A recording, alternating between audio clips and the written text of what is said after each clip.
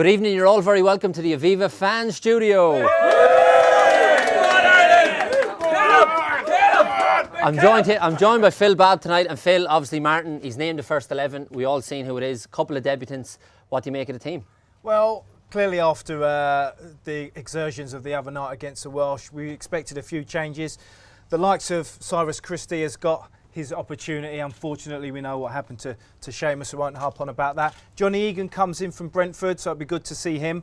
Little bit, one that's a surprise for me. Hayes coming in, we think, on the right-hand side. I thought O'Dowda might have got a chance in as he won the Under-21s Irish Player of the Year recently. So I thought he may have featured. But again, chances for the likes of Hurrihan, McGeady, McLean, and Doyle up top on his own again. So it was a fairly strong side. Yeah, I think that's the big thing that we can take from tonight is obviously it's opportunities for the fringe players. And Hayes, you're one in particular you're kind of a bit unsure about in terms of, does he really need to put in a performance? Because we are blessed with wingers now in terms of McGeady, McLean, Horgan as well, obviously O'Dowda, who you said you thought he might have started. So is it a big night particularly for Hayes?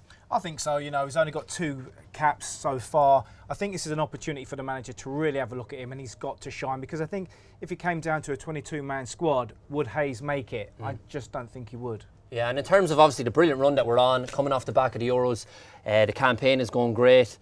Tonight, really, it's not about the result, it's merely about the performance. But do you think Martin will still want to keep that little unbeaten run that we have going? Oh, absolutely. You've got to keep that snowball effect going. You know, we've been fantastic here at the Aviva for a number of years now, so you don't want to throw a spanner in the works with a weakened side. I expect lads that really want to put in a performance because they want to be part of going to the World Cup. There's one lad who it's a huge night for, is Robbie Brady, obviously captain in his country tonight. You mentioned about Seamus, obviously the terrible injury that happened to Seamus. But in terms of the longer campaign, obviously tonight's a one-off.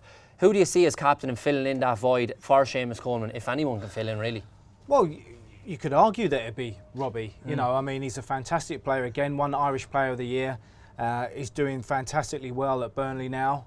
He's got a quality left foot. If he does well, why not? Do you honestly think he could go on and actually be the captain for the rest of the campaign? It's a tough one, isn't it? But, Walters, for me. I mean, you've got Johnny Walters. You know, if Shane Long's playing, you know, he's got the experience and the caps, and you know he'll run through brick walls for you. So again, he might be another one that you could throw in. But I just think if you're looking at it for the future, it could be Robbie Brady. Okay, so there you have it. That's the thoughts of Phil Babb and myself. We'll be back for some pre-match chat in about 10-15 minutes. Join us then.